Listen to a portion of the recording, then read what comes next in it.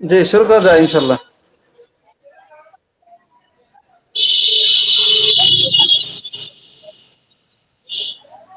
ওয়ালাইকুম আসসালাম ওয়া রাহমাতুল্লাহি ওয়া বারাকাতুহু। আমার নাম হাফেজ মাওলানা রাকি মুস্তাফিজুর রহমান।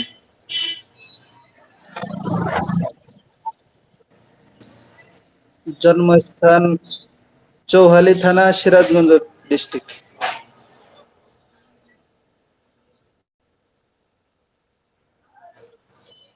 আমি বর্তমান যেখানে আছি এটা হলো বারোয়াটিয়া ও হিঙ্গানগর বড়বাড়ি, দেলদুয়ার, টাঙ্গাইল।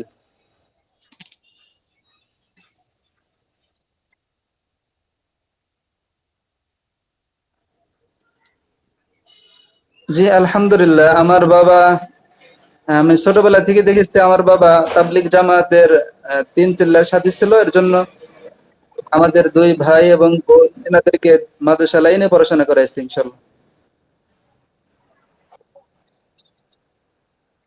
জি।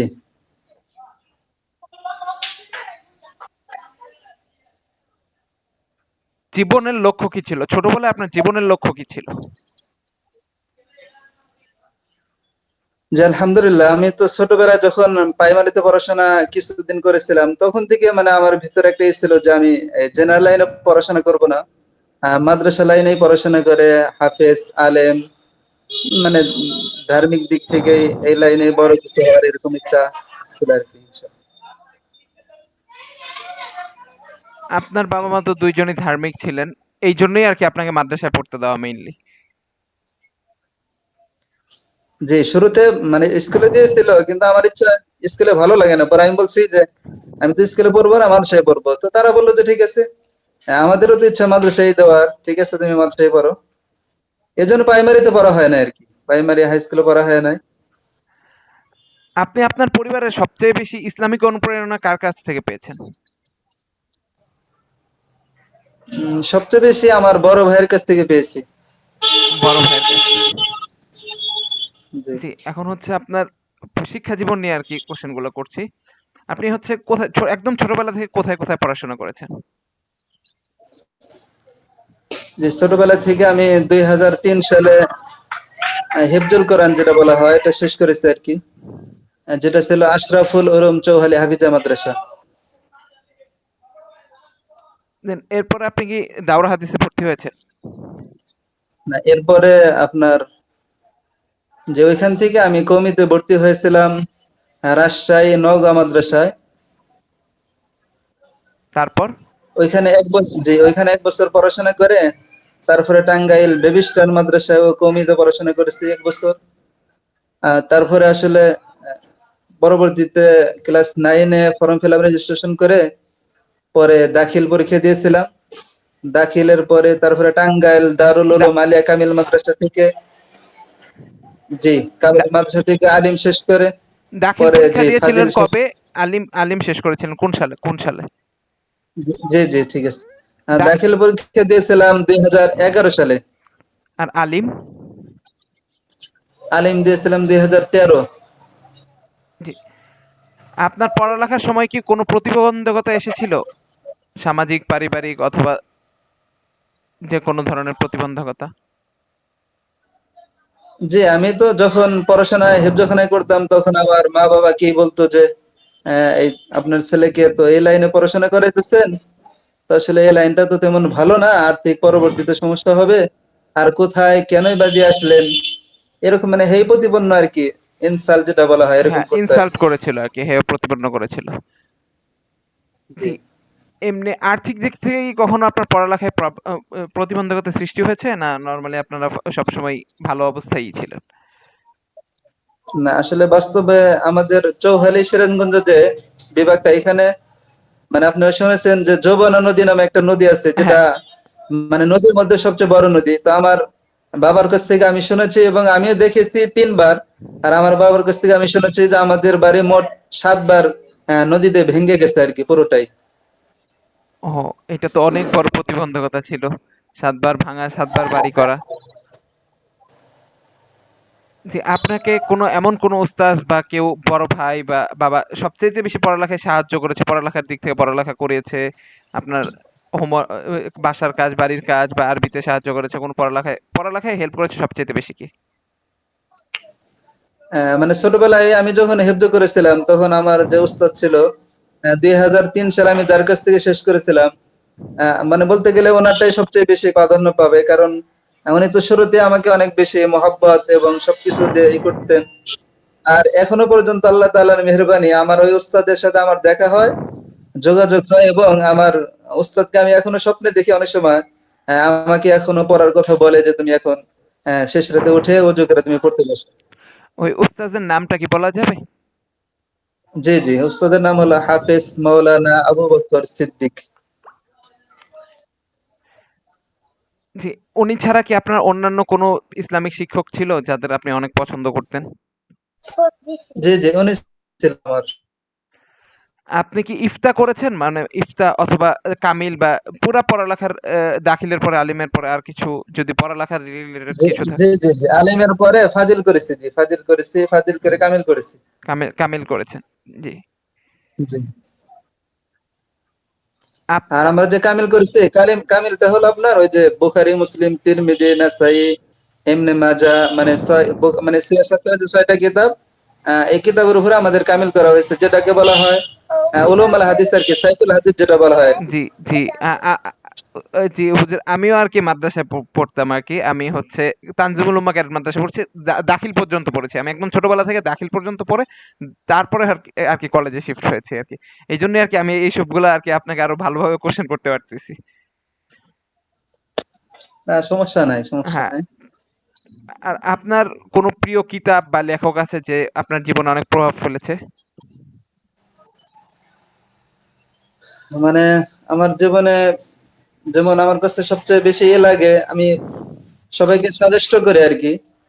যেমন যাত্রাবাড়ির হলো হযরত মাওলানা হিমায়তুদ্দিন সাহেবের যে আহকামে জিন্দেগি নামক একটা কিতাব, আমি এটা পড়েছি এবং এটা থেকে আমার কাছে মনে হয়েছে যে যত পুরুষ মানুষ আছে প্রত্যেকটা পুরুষ মানুষের জন্য এই কিতাবটা ঘরে রাখা জরুরি। আর মা বোন যারা আছে মহিলা তাদের জন্য মাওলানা হিমায়তুদ্দিনের আরেকটা লেখা কিতাব যেটার নাম হলো আহকামে নিসা। জি। আপনার ইলমে দিন অর্জনের সময় কোনো কষ্টের স্মৃতি আছে? মানে কেউ আপনাকে কষ্ট দিয়েছে বা এরকম ইনসাল্ট বাদে ওই ছোটবেলায় অপমান বাদে? বা কেউ কোনো হাসাদ করেছে কোনো সহপাঠী বা এরকম কোনো কষ্টের কোনো অভিজ্ঞতা বা স্মৃতি আছে? মানে আসলে বলতে গেলে ওই যে বললাম না যে ৭ বার যখন ভাঙ্গা হয়েছে তখন লাস্টে ২০১৪-তে আমি আমরা বাড়ি করেছি, যেটা টাঙ্গাইল সদর আরকি। টাঙ্গাইল সদরের মধ্যে বলা হয় ২০১৪-তে। আর আমি মূলত কওমি থেকে পড়াশোনা বাদ দিয়েছিলাম যে বারবার নদীতে বাড়ি ভেঙে যাওয়ার কারণে আর্থিক অনেক প্রবলেম ছিল। তো যার কারণে আমি দাখিল, আলিম, ফাজিল, কামিল এই পড়াশোনাগুলো আল্লাহ তাআলার সাহায্যই ছিল, নুসরাত ছিল। লেকিন আমি নিজে থেকে ইনকাম করে এই পড়াশোনাগুলো করতাম আরকি। জি, এটা তো অনেক অনুপ্রেরণাদায়ক। এখন হচ্ছে দাওয়াত আর ইসলামের খেদমত নিয়ে কিছু কোশ্চেন থাকবে। আপনি জি, জি, বলেন। কিভাবে ইসলামের খেদমতে নিয়োজিত হয়েছেন পড়ালেখার পর? ১ম এ আপনার চাকরি জীবন বা কিভাবে আপনার শুরু হয়েছে ইসলামের খেদমত পড়ালেখার পাশাপাশি অথবা পড়ালেখার ১ম পরে? ২০০০, জি, জি, ১ম ২০০৯ সাল থেকে বলতে গেলে, আগেও ছিল, আগেরটা ছিল হালকাভাবে। ২০০৯ সাল থেকে আমি কন্টিনিউ একটা মসজিদে ৫ ওয়াক্ত এবং জুমা পড়াইতেছিলাম। এ এছাড়া আপনার কি কোনো মাদ্রাসায় শিক্ষকতা বা অভিজ্ঞতা আছে জি, জি, অন্যান্য? জি। তারপরে জি, জি, তারপরে ২০০০ আর আপনার যখন আলিম শেষ হলো, আলিম পরীক্ষা শেষ করে জি। ২০১৩, ১৪, ১৫ ৩ বছর টাঙ্গাইলের যে শাহীন শিক্ষা পরিবার, এখানে আমি ৩ বছর জব করছি। শাহীন শিক্ষা পরিবারে ৩ বছর জব করেছেন। এরপরে আপনি হচ্ছে আবার ইমামতিতে ব্যাক করেছেন না অন্য কিছু করেছেন? না, এরপরে ওই ৩ বছর পরে আবার আমি আরেকটা গ্রাম যেটা হলো টাঙ্গাইলের পাশাপাশি আরকি, ওটা বলে আপনার শ্রীরামপুর ইউনিয়ন, এবং শ্রীরামপুর ইউনিয়নের আরেকটা হলো আপনার টাঙ্গাইল সদরের পাকুল্লা গ্রাম যেটা বলে, ওইখানে হেফজখানা এবং মসজিদ, যেটা হেফজ মাদ্রাসা, ওইখানে আমি শুরু করেছিলাম। ৩ বছর ছিলাম ওই জায়গায়। জি, আপনি তাহলে তো ইমামতি করেন অনেক 2009 থেকেই মনে হয়, 2009 থেকে 2024, আজ প্রায় 14 বছরের উপর, 25 15 বছর, 25 2025 জি প্রায় জি 15 বছরের উপরে। জি জি যে আপনি জি কি কোথাও ওয়াজ বয়ান এগুলা করে থাকেন? যে এগুলো করে থাকি আপনার ওই 2000 আপনার 13-র পর থেকেই অনেক জায়গায় বেশ মানে প্রধান বক্তা হিসেবে আলোচনা করেছে, দ্বিতীয় বক্তা এইভাবে মানে করে আসতেছে ইনশাল্লাহ। জি, আপনি একজন দায়ী বা ইমাম হিসাবে আপনি সমাজে কি ভূমিকা রাখতে পেরেছেন বা রাখতে চান আরো?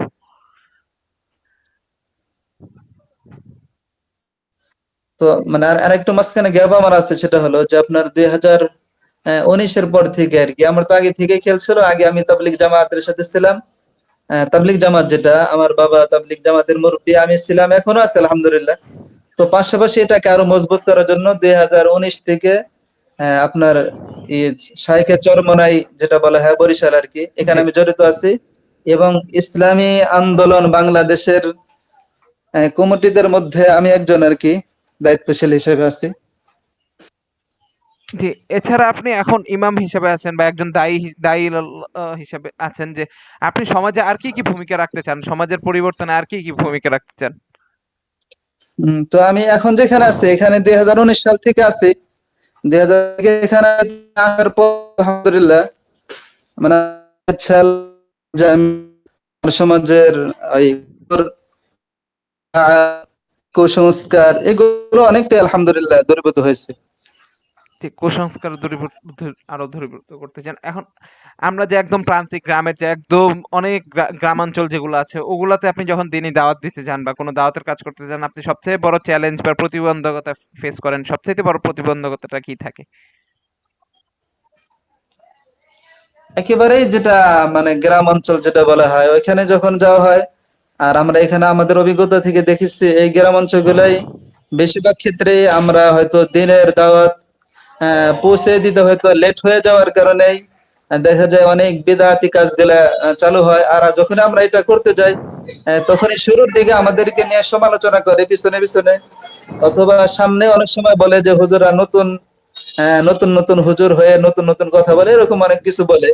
তো নেক্সট টাইম আমরা ওটা শুনেই ওই বিষয়টা নিয়ে মসজিদ আলোচনা করে লম্বা সময় আলোচনা করি, আলোচনা করার পরেই দেখা যায় ওইখান থেকে আপনার 70% লোক পরবর্তীতে এদিকে এসে পড়ে। জি।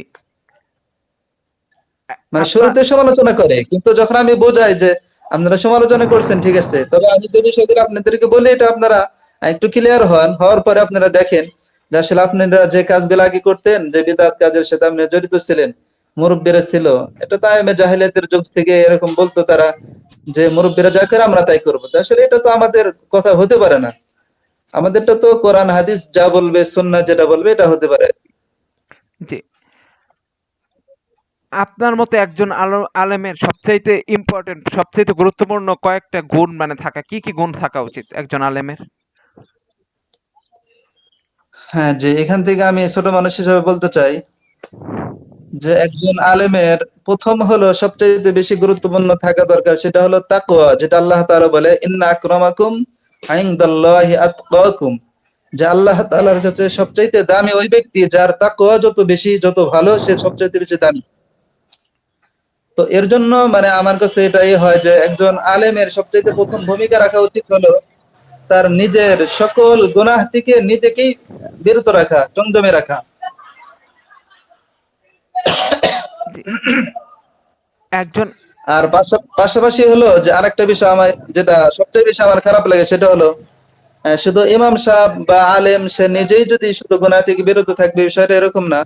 যেমন অনেক ইমাম আছে তাদের আমরা দেখে থাকি যে তাদের আহলিয়া গুলো পর্দাশীল না, নিজে ঠিক আছে মসজিদের ইমাম আলেম, কিন্তু তার স্ত্রী পর্দা না করার কারণে সমালোচনা হয় অনেক।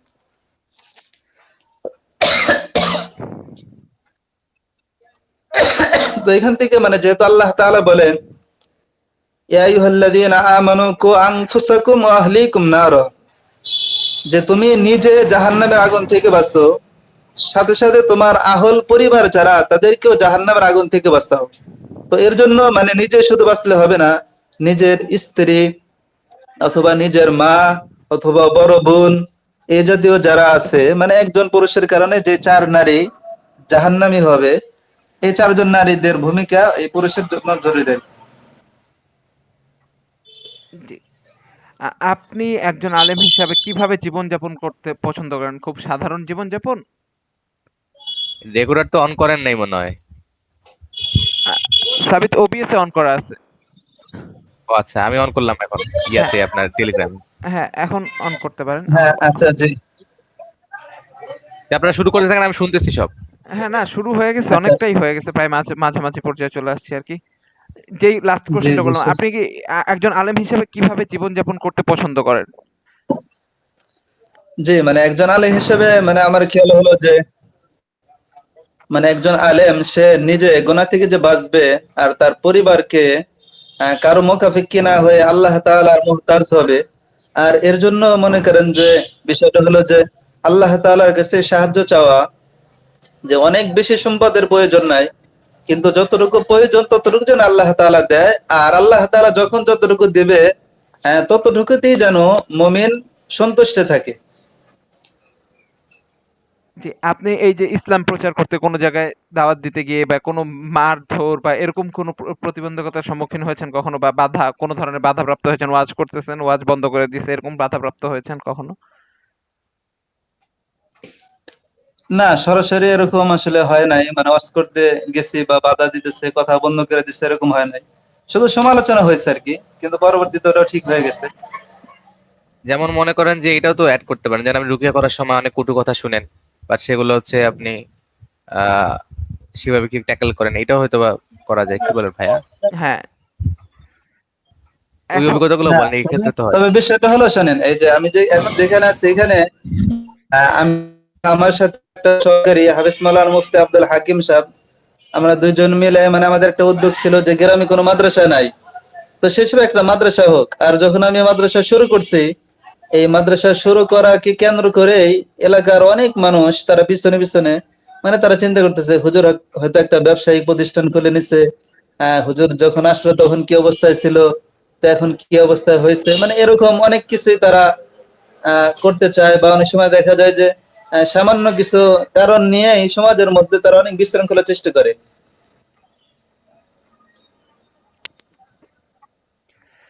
যে এখন হচ্ছে রুকিয়া রিলেটেড আর কি কোশ্চেন গুলো স্টার্ট করব। রুকিয়ার সাথে আপনার পরিচয় কিভাবে হয়েছে? জি, যে রুকিয়ার সাথে আপনার পরিচয়, মানে রুকিয়া সম্পর্কে আপনি কবে থেকে জানেন, বা কেন রুকিয়া স্টার্ট করলেন, কেন রাকি হলেন, বা কেন নিজে রুকিয়া করেছেন? তো আসলে বিষয়টা হলো যে আমি 2021 সাল থেকে আমার একজন মুরব্বী আছে, যিনি অনেক বড় একজন আল্লাহওয়ালা দিনের দায়ী, এবং প্রতি বছর হজ উমরা করে আসতেছে উনি। তো ওনার মাধ্যমে যখন আমি 2021-এ নুরানি মাদ্রাসা শুরু করি, তখন আমার বড় মেয়েটাও মানে একদিন হঠাৎ করে রাত্রে দেখলাম যে অনেক সমস্যা হচ্ছে। তো পরবর্তীতে আমি হুজুরের কাছে নিয়ে গেছি। তো নিয়ে যাওয়ার পরে আলহামদুলিল্লাহ, তো আল্লাহ তাআলা সুস্থ করে দিয়েছেন, অনেকটা উপকার পেয়েছি। এরপরে যখন আবার মাদ্রাসা শুরু করলাম, তখন দেখি মাদ্রাসার ছাত্রদের মধ্যেই সমস্যা হয়। তো এই জন্য হুজুরের অনুমতি ক্রমেই, হুজুর আবার আমার সম্পর্কে আমার উকিল শ্বশুর আর কি। তো হুজুরের সাথে পরামর্শ করলাম, পরে হুজুর আমাকে অনেক মহব্বত করে, আমাদের ফ্যামিলিগত ভাবে ওনাদের সাথে পরিচয়। হুজুরের নামটা হলো হজরত আলহাজ হজরত মাওলানা মিয়ারাজুল ইসলাম সাহেব, মাদ্দাজিল্লাহুল আলী, আল্লাহ তাআলা তার নেক হায়াত বৃদ্ধি করে দিক। অনেক বয়স্ক একজন লোক, কিন্তু অনেক আল্লাহওয়ালা এবং অনেক দিনের জন্য অনেক দায়ী তিনি। তো ওনার কাছ থেকে আমি শুরু করেছিলাম এই কাজ, যে মাদ্রাসার ছাত্র বা এলাকার যারা অনেকে তারা এই পরামর্শগুলো চায়। আর বিষয়টা হলো যে আমরা এই কাজগুলা তখন আমরা কাজ করতে গিয়ে তখন দেখেছি যে যারা এরকম জাদু বা জিনগ্রস্ত হয়, তারা দেখা যায় এলাকার যারা নামাজ পড়ে না, মসজিদে আসে না বা কোরআন পড়তেও পারে না, তাদের কাছে যায়, গেলে তারা কুফর শিরিকের মাধ্যমে, এবং তারা তো তাদের রোগ ভালো করার জন্য অথবা জিনকে সরানোর জন্য তারা যায়। তো এরপরে দেখা যায় যে না, তাদের সমস্যাগুলো আরো বেশি হয়ে যায়, তাদের পিছনে আরো একাধিক জিন লাগিয়ে দেওয়া হয়। জি, রুকিয়ার করার ক্ষেত্রে আপনার এমন মানে কোনো অভিজ্ঞতা আছে যে যেটা আর কি স্মরণীয় অভিজ্ঞতা রুকিয়া করার ক্ষেত্রে বা নিজে করার ক্ষেত্রে এমন কোনো অভিজ্ঞতা রুকিয়ার ক্ষেত্রে?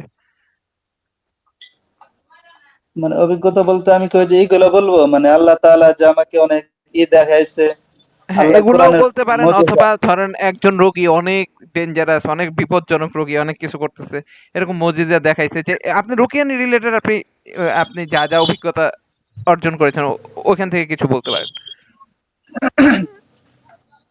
যে এরকম কোশ্চেন অনেকগুলো অ্যান্সার দেওয়া যাবে। যেমন গত কয়েকদিন আগেও যেটা একটা হাজিরে দেখেছিলাম ফয়সাল আহমেদ সাবিতকে, ওই যে আমার খাস ওস্তাদ যিনি ছিল হযরত মাওলানা হাফেজ আবু বকর সিদ্দিক সাহেব, ওনার তৃতীয় ছেলের স্ত্রী। জি। তো ছেলেটার নাম হলো বনিয়ামিন। তো ওনার স্ত্রী মানে এরকম সমস্যা, জিন জাদুর সমস্যা হওয়ার কারণে আপনার গাজীপুরে বা এরকম একাধিক ভাইরাল, যে ইউটিউবে ভাইরাল যে হুজুরগুলো আছে, তাদের মাধ্যমে তারা ট্রিটমেন্ট নিয়েছে, কিন্তু কোনো উপকার পায় নাই। আর শেষের দিকে গত 2 বছর যত কবিরাজের কাছে গিয়েছেন, সবাই বলছে যে রোগীটা সুস্থ হবে না, সুস্থ থাকবে না। তো আলহামদুলিল্লাহ আমাদের উস্তাদ রাকিব সাদ্দাম সাহেব, ওনার মাধ্যমে পরবর্তীতে রুকিয়া কোর্স করে রুকিয়া শুরু করার পরে, তো আমি মোবাইলে ভিডিও কলেই ওই বনিয়ামিনের স্ত্রীকে আমি ভিডিও কলে কাজ করতেছিলাম। প্রথম 2 দিন হয়তো 2 ঘন্টা করেছে, তৃতীয় দিন 3 ঘন্টা, 3.5 ঘন্টা করার ফলে পরবর্তীতে আমি দেখতে পেলাম যে ওনারা বলল যে আমাদের কষ্ট দেখে আমাদের জিন্দের যে সর্দার সর্দার আসছে।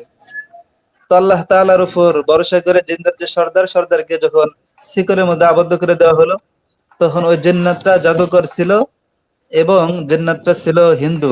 পরে সে কালেমা পড়ে সে বলে, ঠিক আছে আমি তো ভুল করেছি, ক্ষমা করে দেন। তো পরবর্তীতে দেখা গেছে এই রোগীটা যত মানে ওনার পরিচিত অপরিচিত যত কবিরাজ ছিল, সবার কাছে তারা গিয়েছে, কিন্তু কোনো উপকার পায় না। তো আলহামদুলিল্লাহ পরে মেয়েটা স্বাভাবিক আছে, এখন সুস্থ আছে ইনশাআল্লাহ। জি, রুকিয়ার মাধ্যমে যে একটা বড় ইসলামিক খেদমত হচ্ছে, এটাকে আপনি কিভাবে দেখেন? যে এই খেদমত যে হয় ইসলামের একটা খেদমত, এইটার ব্যাখ্যা বা কিছু আপনি যদি করতে চান। হ্যাঁ, রুকিয়ার বিষয়টা আমি আরেকটু বলতে চাই, সেটা হলো আমার পাশের গ্রামের একটা নাম হলো মিতু। এই মেয়েটা একাধিক কবিরাজের কোনো ফল না পায়। তো তখন আমরা ওনাদের বাড়িটা এক পর্যায়ে চেক করে দেখেছিলাম যে বাড়িতে 13 জায়গায় গাছ ছিল। তো এখন এই মেয়েটা, তো এখান থেকে আমরা বলতে পারি যে মেয়েটা নিজেও স্বীকার করে এবং ওই জিন্নাত গুলো তারা বলে যে যে কবিরাজের কাছে যাওয়া হয়েছে ওই কবিরাজরা মেয়েটাকে ক্ষতি করছে এবং জিন্নাত গুলো পিছে লাগিয়ে দিয়েছে। তো এটা আসলে ওই কোরআনের মুজিজাই বলতে যায় যে আমরা রুকিয়া করার মাধ্যমে পরবর্তীতে দেখা গেছে যে এই কুফর শিরক তাদের বিপক্ষে আমরা একটা লড়াই বা যুদ্ধ করছি বললে চলে ইনশাল্লাহ। আর এখান থেকে আমাদের যে রোগীগুলো আসে, প্রতিদিন যে রোগীগুলো আসতেছে, আমরা বেশিরভাগ রোগীগুলাই দেখি তারা 5 জায়গা অথবা 7 জায়গা তারা গিয়েছে, যা তারা কোনো ভালো কোনো ফল পায় না, এবং তারা কুফর শিরকের সাথে সম্পৃক্ত একাধিক কাজ পেয়েছে। আমরা তো সরাসরি রুকিয়া তথা কোরআন ও হাদিসের দোয়াগুলোর মাধ্যমে আমরা কাজ করার ফলে তারা উপকার পাইতেছে আলহামদুলিল্লাহ। এটা হলো 2 নাম্বার। তৃতীয় আর একটা আমার মানে চোখে দেখা একটা বিষয় রুকিয়ার মাধ্যমে হয়েছে আলহামদুলিল্লাহ। একটা ছেলে গত 7 দিন যাবত, 1 সপ্তাহ উনি 2 পায়ের উপর দাঁড়াইতে পারে না, হাঁটতে পারে না। তো হাঁটতে পারে না, পরবর্তীতে আমরা আধা ঘন্টা রুকিয়া করার পরে ছেলেটা দাঁড়িয়েছিল এবং ছেলেটা এখনো পর্যন্ত হাঁটতেছে আলহামদুলিল্লাহ। আর এই ছেলেটা আমাদের টাঙ্গাইলের সবচাইতে বড় যেটা হাসপাতাল বলা হয় আর কি, যেটা টাঙ্গাইল মেডিকেল জেনারেল কলেজ হাসপাতাল আর কি, এখানে ভর্তি ছিল।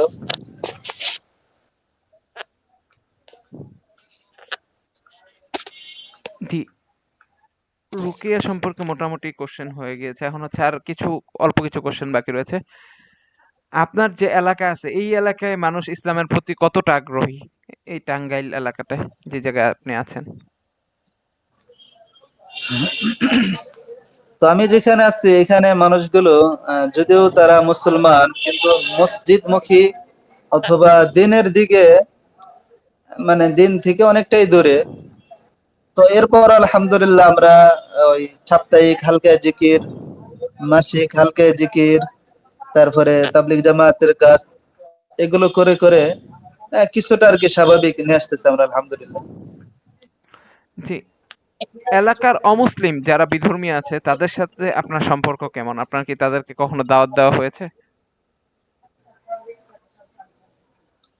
জি আলহামদুলিল্লাহ, আমার এলাকার আশেপাশে হিন্দু ভাই যারা আছে বা বোন যারা আছে, অনেকের সাথে আলহামদুলিল্লাহ পরিচয় হয়েছে। তো পরিচয় মানে সবচেয়ে বেশি পরিচয় হইতেছে যে এই আপনার রুকিয়া করার মাধ্যমে অনেক হিন্দু মা বোন গুলেও ভাই তারা এখানে আসে। তো আমরা বলি যে আমরা তো কোরআন দিয়ে কাজ করি, তো আপনারা তো অন্য ধর্মের।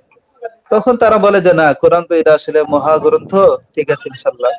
তো তখন আমি না তাদেরকে বলি, দেখেন আপনারা কোরআনের ট্রিটমেন্ট নিয়ে যেহেতু আপনারা সুস্থ হওয়ার নিয়ত আসছেন, তো আপনারা তাহলে ইসলাম ধর্মটাই না কবুল করেন। আর যেহেতু আল্লাহ তাআলা বলে ইন্নাদ-দীন ইনদাল্লাহিল ইসলাম, যত ধর্ম আছে তার মধ্যে সবচাইতে শ্রেষ্ঠ এবং উত্তম সবচাইতে ভালো ধর্ম হলো সঠিক ধর্ম হলো ইসলাম ধর্ম। তো এটাতে আপনারা আসেন। তো তখন এখান থেকে কিছু মানে অমুসলিম তারা আমাদেরকে বলে যে আসলে হুজুর, আমাদের তো মানে জন্ম হয়েছে অন্য পরিবারে, তো এখান থেকে আসলে আমাদের আশাটা অনেক টাফ ব্যাপার আর কি। এরকম দু একজন আমাদের কাছে পরামর্শ দেয়। জি, নতুন প্রজন্মে যারা আলেম হতে চায় তাদের জন্য আপনার কি গুরুত্বপূর্ণ এক দুইটা যদি পরামর্শ থাকে? যে নতুন প্রজন্ম যারা আলেম হতে চায়, তাদের আমার মানে পরামর্শ হলো যে বর্তমান সময়ে সবচাইতে বেশি যে ক্ষতিগ্রস্ত হচ্ছে সেটা হলো অ্যান্ড্রয়েড মোবাইলের মাধ্যমে। আর আসলে বলতে গেলে মোবাইল বা যত প্রযুক্তি আছে, আমার এলেম থেকে আমি মানে যতটুকু আল্লাহ তাআলা এলেম দিয়েছে তত থেকে আমি জানতে পেরেছি যে কাল কিয়ামতের ময়দানে কোনো প্রযুক্তি কখনোই গুনাহের জন্য বা এলেম থেকে সরার জন্য বা পথভ্রষ্ট হওয়ার জন্য কোনো প্রযুক্তি কোনো দায়ভার নেবে না। প্রযুক্তি থেকে উপকার হয় আলহামদুলিল্লাহ, তবে প্রযুক্তির মাধ্যমে ক্ষতিটা অনেক বেশি হয়। তো এর জন্য নতুন যারা মানে প্রজন্মে যারা আলেম হবে বা যারা ধার্মিক হতে চায়, মানে আমার খেয়াল যে তাদের এই মোবাইলের বড় গজব থেকে তাদের দূরে থাকা, এটা হলো সবচেয়ে বড় একটা ভূমিকা রাখা দরকার। যে আপনি কি কোনো ইসলামিক প্রতিষ্ঠান, মাদ্রাসা অথবা এগুলোর প্রতিষ্ঠাতা হিসেবে আছেন বা আপনার নিজস্ব কোনো প্রতিষ্ঠান রয়েছে? জি আমি আলহামদুলিল্লাহ ছোট একটা মাদ্রাসা আমি শুরু করেছি, প্রতিষ্ঠাতা পরিচালক হিসেবে আছি, মুহতামিম হিসেবেও আছি। এই মাদ্রাসাটার নাম? মাদ্রাসার নাম হলো মাদ্রাসাতুত তাকওয়া। যে এটাতে তো বাইরে থেকে ডোনেশন, অনুদান টনুদান এগুলা তো নেওয়াই হয়, কেউ যদি দিতে চায় স্বেচ্ছায়। আসলে 2021 সাল থেকে এখন 25 সাল পর্যন্ত আমার এই মাদ্রাসা আমি মাদ্রাসার জন্য কারো কাছ থেকে এরকম নেই নাই বা বলেও নাই। এরকম আর কি বিষয়টা। মানে আমাদের একটা খেয়াল ছিল যে অনেকের তো এরকম একটা ধারণা হয়ে যায় মাদ্রাসা মানে থেকেও না।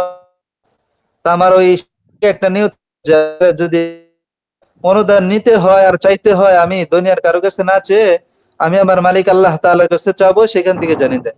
জি, এইভাবে আলহামদুলিল্লাহ। আলহামদুলিল্লাহ এটা 21 এটা 21 থেকে 25 সাল পর্যন্ত আমি কারো কাছ থেকে কোনো সহযোগিতা নেই নাই। শিক্ষকদের বেতন দিয়ে অনেক সময় দেখা যায় আমাদের না থাকলেও সমস্যা নাই, কিন্তু মাদ্রাসা চলতেছে আলহামদুলিল্লাহ, আল্লাহ তাআলা চালাচ্ছে। জি, আলহামদুলিল্লাহ। এটা অনেক ভালো উদ্যোগ। অনুদান ছাড়া চালানোর অনেক ভালো উদ্যোগ।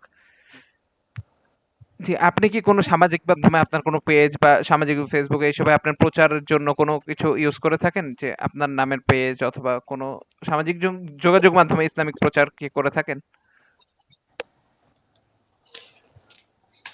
হ্যাঁ, আসলে ইসলামিক প্রচারের জন্য তো এরকম মানে আমার তো শুরুতে একটা খেয়াল ছিল, যেটা আমি বিশেষ করে যেমন মুফতি মুস্তাকুর নবী কাসিমি সাহেব দামাত, ওনার অনেক বয়ান আমি শুনেছি। তো অনেক বয়ান থেকে আমার এরকম একটা ইচ্ছা খেয়াল ছিল যে ফেসবুক অথবা মোবাইলের মানে যত অপশন গুলো আছে বড় মোবাইল থেকে আমার খেয়াল ছিল আমি ছোট একটা বাটন সেট আমি সবসময় ব্যবহার করবো, এরকম আমার একটা ইচ্ছা ছিল ওনার বয়ান থেকে শুনে শুনে।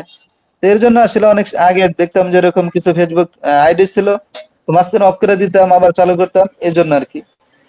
তো এখন একটা চালাইতেছি এখন আলহামদুলিল্লাহ, এই আপনার গত বছরের শেষের দিক থেকে রাকি সাদ্দাম হোসেন ওনার কাছ থেকে রুকিয়া কোর্স করার পর থেকে। আর এটার মেনই হলো যে ওই আপনার ফেসবুক যে আমরা চালাইতেছি এখানে পেজ আমার নামে একটা পেজ করা আছে, আর একটা হলো কোরআন সুন্নাহ মোতাবিক রুকিয়া চিকিৎসা একটা পেজ আমি ইউজ করি। এখান থেকে মেন উদ্দেশ্য হলো যে মানুষগুলো যেন ওই যারা কুফর শিরিকের মাধ্যমে তাবিজ এবং তামিমা যেটা দেয়, সেখান থেকে যেন মানুষ কোরআনের মুজিজা, কোরআনের পাওয়ার দেখার জন্য আমাদের কাছ থেকে চিকিৎসা নেয়। এই উদ্দেশ্যে আর কি একটা আমার নামে একটা আইডি ইউজ করতেছি, আর একটা হলো আপনার ফেসবুকে একটা পেজ আমি ব্যবহার করি যেটা কোরআন সুন্নাহ মোতাবেক রুকিয়া চিকিৎসা। আর ইউটিউবে আমি একটা চ্যানেল ইউজ করি এখন, সেটা হলো তাকওয়া রুকাইয়া সেন্টার। জি, আর লাস্ট কয়েকটা কোশ্চেন, 2টা কোশ্চেন দিয়ে শেষ করি, আজান দিয়ে দিচ্ছি। যে আপনার আর কোনো শিক্ষক, যেই শিক্ষকের নাম বললেন এছাড়া আর উল্লেখযোগ্য 2-1 জন শিক্ষক কি, জি জি, আছে এরকম শিক্ষার্থী। যে কয়েকজনের নাম? হ্যাঁ, শিক্ষকদের মধ্যে যেমন আমার আমার আলিয়া মাদ্রাসার অর্থাৎ দাখিল, যে আমি যখন দাখিল পরীক্ষা দিয়েছিলাম তখন আমার একজন সবচেয়ে কাছের একজন শিক্ষক ছিল মাওলানা হুসাইন আহমদ সাহেব। উনি সম্পর্কে আমার দোলাভাই লাগে, তো উনি আমাকে অনেক দিক নির্দেশনা দিতেন।